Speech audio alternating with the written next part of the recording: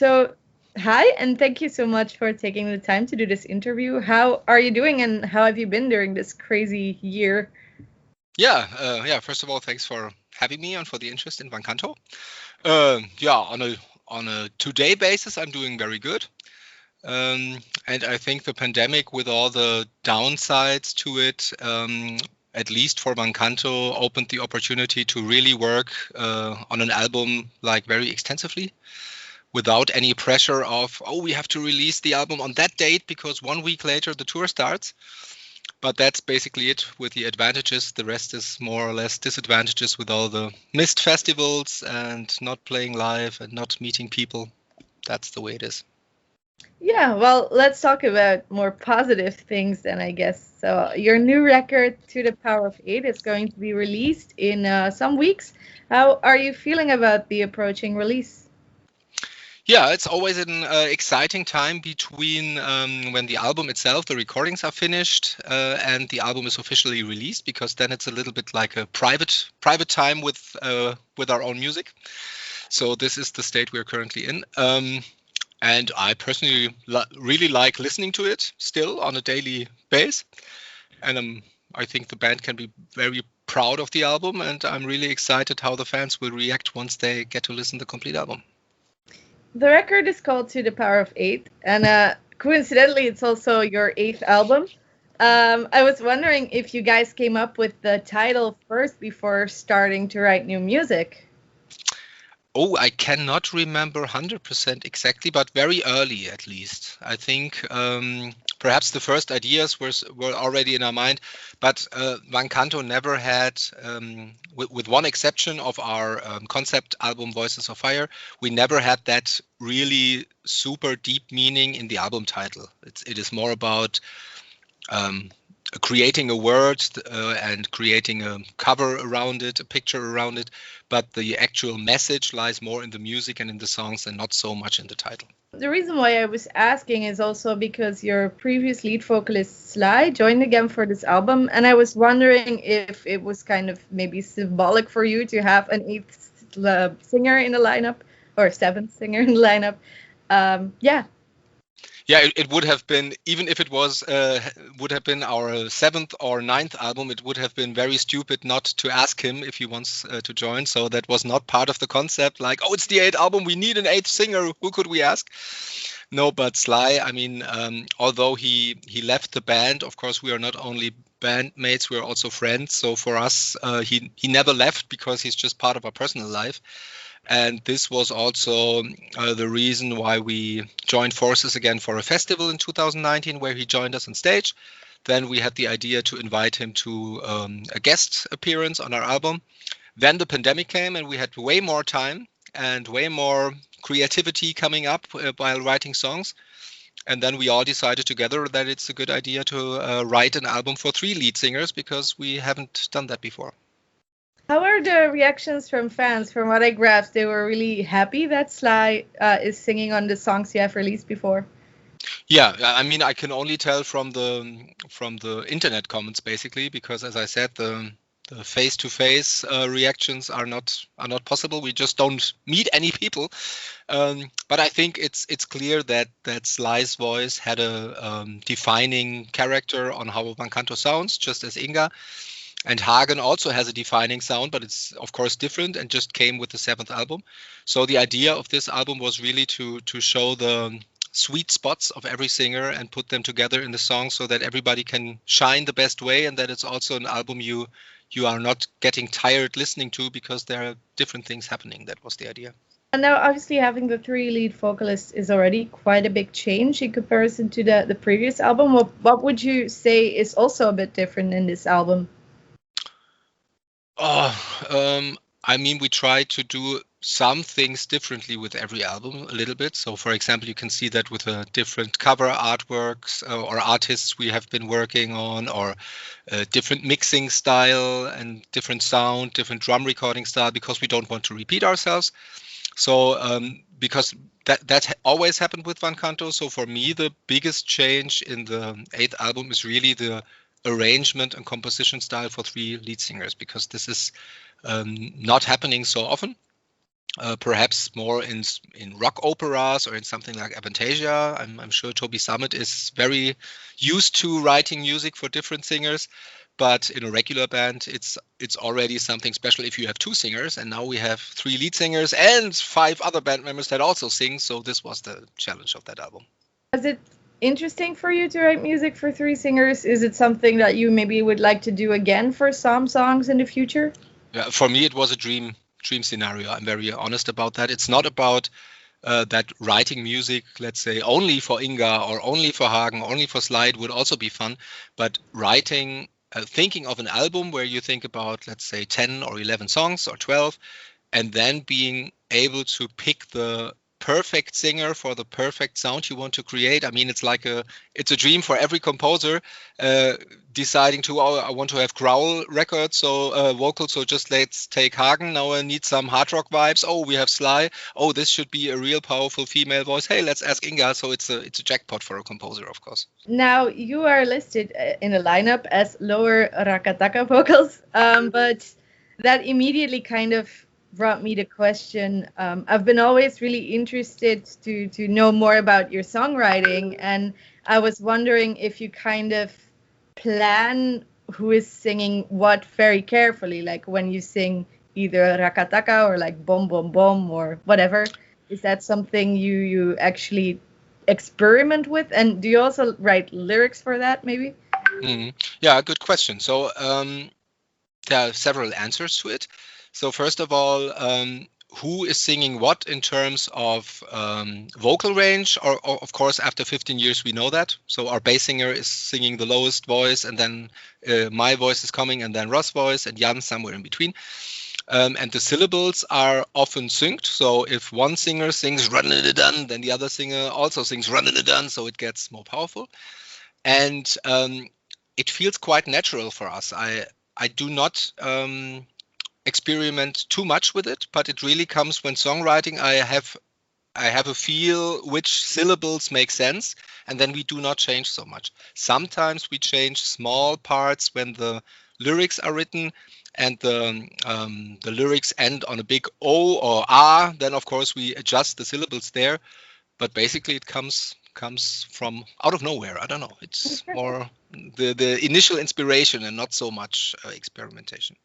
Yeah, that's actually interesting. So does it also, if you, for instance, have the cover songs, does it have to do with what kind of sound or riff maybe the guitar makes or something like that?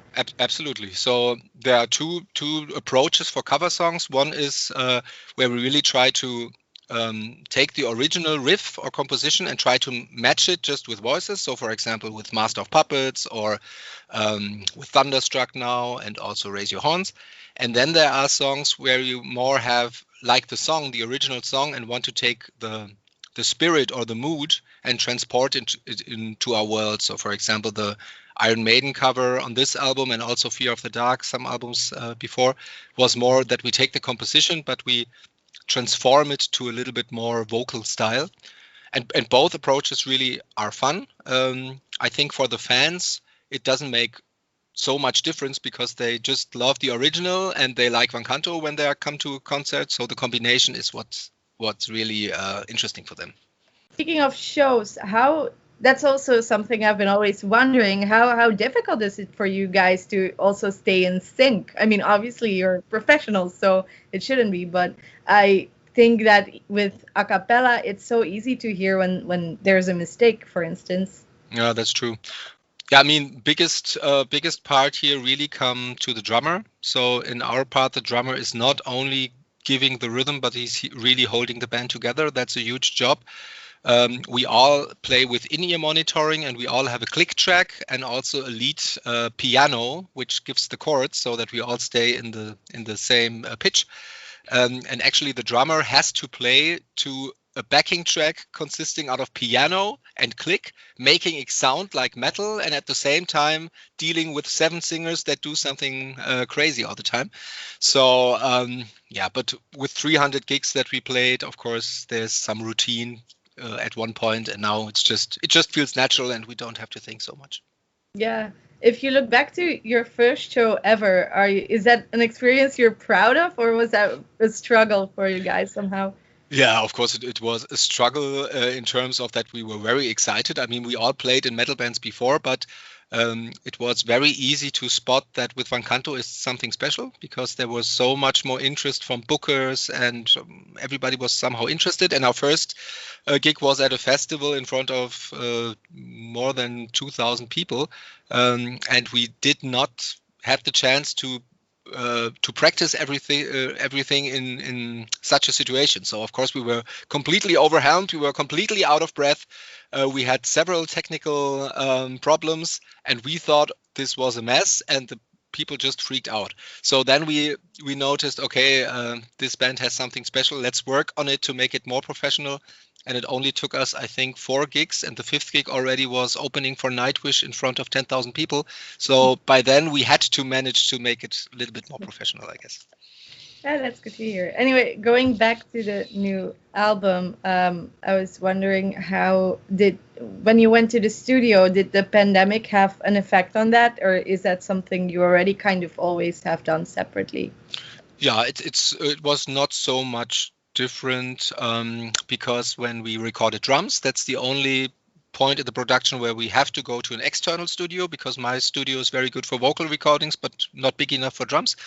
And we were lucky that back then the pandemic took a small break in August, September last year. So this was just like the only difference was that I was sitting next to the producer with a mask on, but Bastian was able to drum like he was used to. And then we record the vocals one after another. And even if we did not manage to come together, we did remote recordings. And these days they feel so close and so real, like if the singer really is in the next room. For me, it was not so much difference. The difference really was in that we could not meet each other and listen to the songs together or have a small, hey, the recordings are finished party. This just didn't work. And we met for the first time after this complete year of recording for the video shoot. So this was really something special that we did not have before. And I don't need it again. It would be better to have the next recordings in a non-pandemic situation, of course.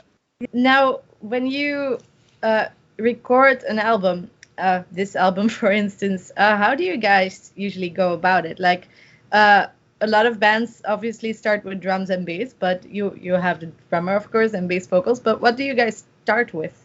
Yeah, I think you have to take a look at our official YouTube channel because we just released a workshop series here with 6 episodes where we exactly explain that. In short, I think the short version is that it's really very, very comparable to regular bands. So we start with drums, we then do the rhythm guitar singing, and then the bass. This is something that regular bands also often do because it's easier to spot if the bass is in perfect pitch if you already have some guiding guitars. Then lead vocals, and then backing vocals, and all the filling stuff, and then mixing. So it's really very comparable to regular metal band recordings. Well, you also mentioned the workshop you made for your YouTube channel. I was wondering if it's very interesting for you to share, the whole process behind Van Canto with your fans. Yeah, it was very interesting. And what was really interesting when shooting, did you see it? Did I tell you some news that it's there, or did you know it? Oh, I knew it. I watched. Great. Okay, cool. It was really funny because I know this sounds stupid, but I also learned some things about Van Canto songwriting because there are some things that you just do for 1.5 decades. We just do it. And when explaining it for the first time to somebody else or to an audience, I realized, exactly, this is the way how we do this. This is interesting. So I also learned about that we really do some things always the same, or that there's some plan behind it. And it was fun to record. I mean, also the feedback was very positive, and I did not expect that anybody is interested in that, but it turned out to be a good thing. Are you maybe planning to make one day of a Canto documentary or something like that? We had small documentaries with, for example, TV stations when we were on tour, or when we were, for example, in Tasmania or also in Brazil. Then we had these small documentaries. And I think Van Canto is a band that really works best when there's something special happening. So for example, if you have a show, then we really can focus for these 19 minutes. But apart from that, I think it's just not the regular band where you can see all of this rock and roll style all the time.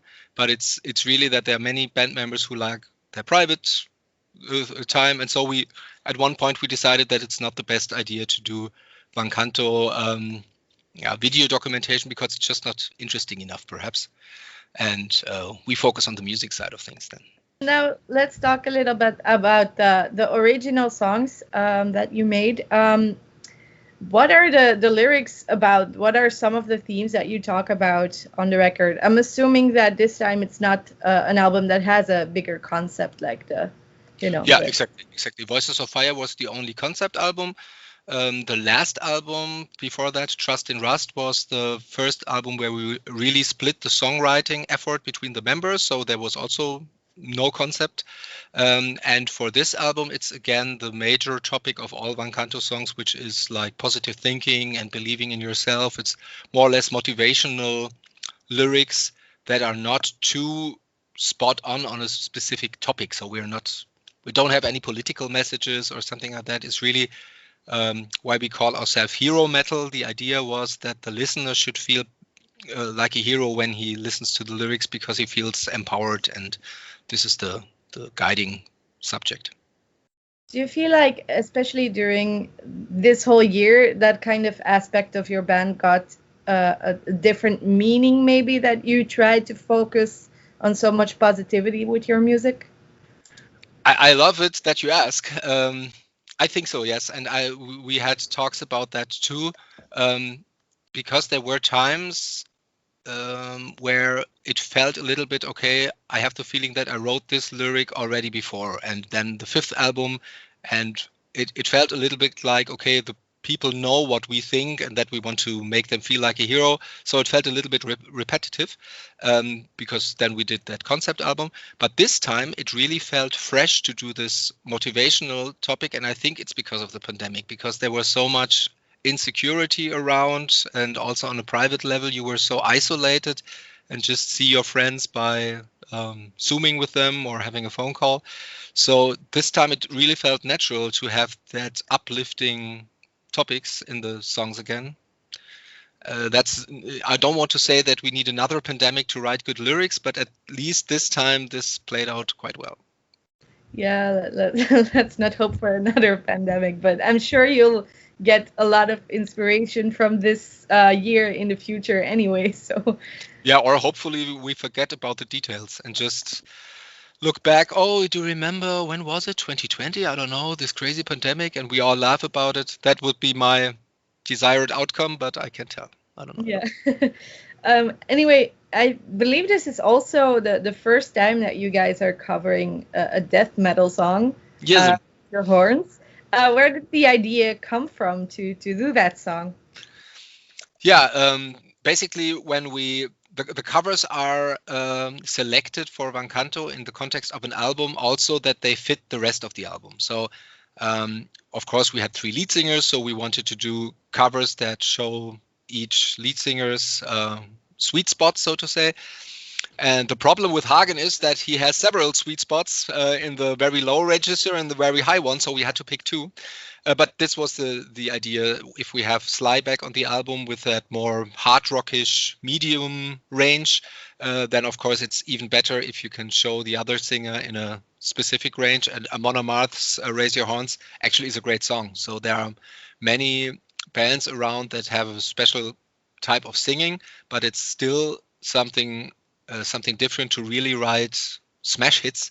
And this one is just a great song. So it was, we felt really the honor to do it, or we wanted to do it some honor and do it in a great way because we think it's a great composition. Yeah. Now, I assume, or this is just something that I imagine, that it's a little bit more easier for you guys to cover more melodic tracks, if I'm correct in that. But would you say that there is maybe a genre that you would be of metal that you would be really interested in covering a song from one day, like, black metal or the less melodic stuff, I guess? Yeah. So first of all, you're right. The more melodic information there is in the original composition, the easier it is to spread that melodies over different singers, of course. So, for example, something like Bard Song just perfectly fits because, I mean, it's called Bard Song and it's also arranged in a way that you also in the original hear voices, although it's a guitar playing. And with something like Amon Amarth, it only worked because there are some melodic parts in it. If it was only riffs and growling, then it would not have worked out so greatly. But with that choir in the middle and the chorus, it works out well. And apart from that, we have to like the music we are covering. And if you take a look at the songs we covered so far, there's a clear area of style. So somewhere between hard rock and not too extreme metal. I think when we covered Angra like 12 years ago, this also had some progressive touch where the singers really had to be on spot with different complicated rhythms, and this was very fun to make, but it's also very hard to sing. So I would most probably not go for any extreme technical mathematical death metal with Van Canto. It would perhaps not be the best choice. Now, you already mentioned before that the first time you guys saw each other again was during the music video shooting. Do you have any special memories connected to that day? You mean the current album's video shootings? Yeah. Yeah, because it is also part of the truth that Van Canto as a band met for the first time all together for the very first video we shot in 2006.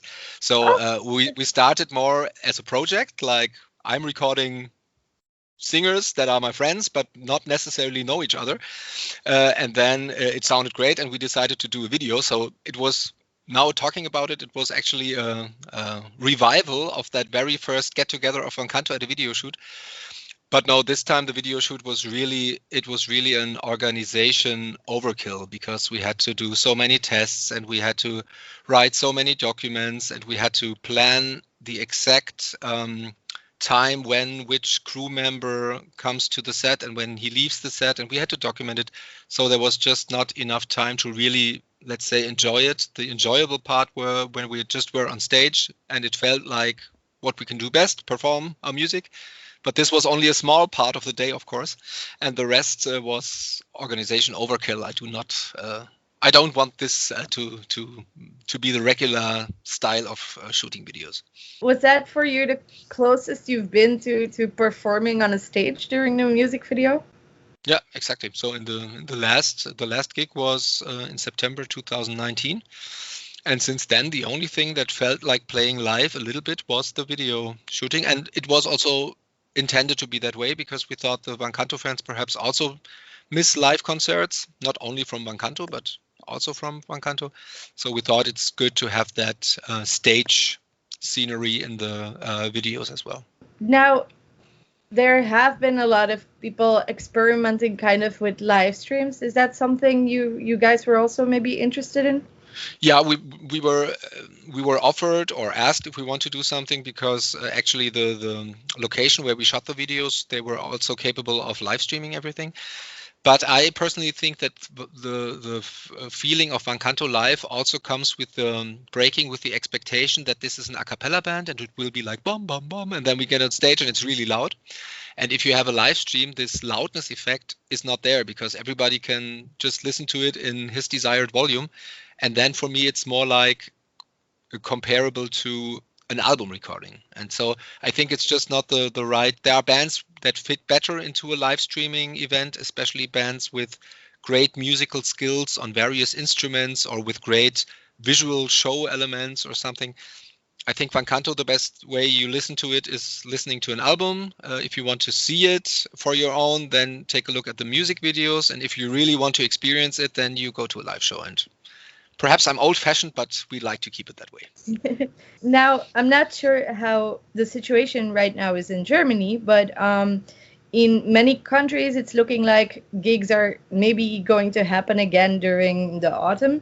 Do you have any shows planned for that time? That might happen or not, we still don't know, I guess, but yeah, basically it's at least a little bit lighting up the situation, I think, so it's getting a little bit better. But Van Canto is not a band that's like living in one small village and just waiting to hop onto the bus, but it's a huge effort on organizing. We are spread all over, not only Germany, also Europe. So if we manage to get everybody together, we should be very, very sure that this thing happens. And that's why we also decided to release the album completely unrelated to a tour, to have that sign that we're still here and to have a fresh feeling when promoting the album. But I think our live journey will continue on festivals, and the situation right now to us looks like that all festivals we are booked are already postponed to next year. So I expect no live appearance this year, but perhaps there's a surprise. I don't know. Are you planning to still use the free time you have that you can't dedicate to live shows, maybe to writing more music, or? Yeah, generally speaking, yes. But after this album, personally, as I had a more songwriting part again on this one, it's really that I put every creativity that I felt in the last months and years into that album. So I think I need some time to just gain new inspiration. I cannot promote an album and at the same time think of the next one. So perhaps it's also just like sitting a little bit around, trying some things or playing piano, just being bored, and suddenly there's a new idea, perhaps, but I can tell. Yeah. Now, having made this new record, how do you look back to the whole experience of just making this record and in comparison to the rest of your career? Yeah, I think it was really special because of the three lead singers. And also, I mean, perhaps there are many bands that claim this, but it's really a band of friendship as well. So, for example, I met Ike, the bass singer, when we were 12 and 13 years old. And so there's way more time of our lives that we've been making music together than that we didn't. Same with Bastian, same with Inga. And so for me, it was really important that when we put Sly in as a guest, that it feels comfortable for all singers, because Inga is also a friend, Hagen is also a friend, and lead singers are always a little bit, they have a special position. They have to lead the pack. And this was the challenge, to give everybody a comfortable feeling to perform 100%. And I think from that perspective, this is the best album that I produced, because everybody really felt comfortable in his sweet spot. And we all love the album. And the only thing that now has to happen is that the world loves the album too. And we have to wait for that. All right. Well, I'm sure that people will love it when they hear it. Anyway, that's it for my questions. Do you have any last thoughts you want to still share? Well, as I said, thanks for the interest in Canto. It's always amazing for us in these peak times when promoting a new album, how many different people have questions, or in how many different countries we are allowed to make interviews. So thank you for that. Yeah, apart from that, stay safe and hope to meet all of you in a 3D world somewhere in the real world sometime soon.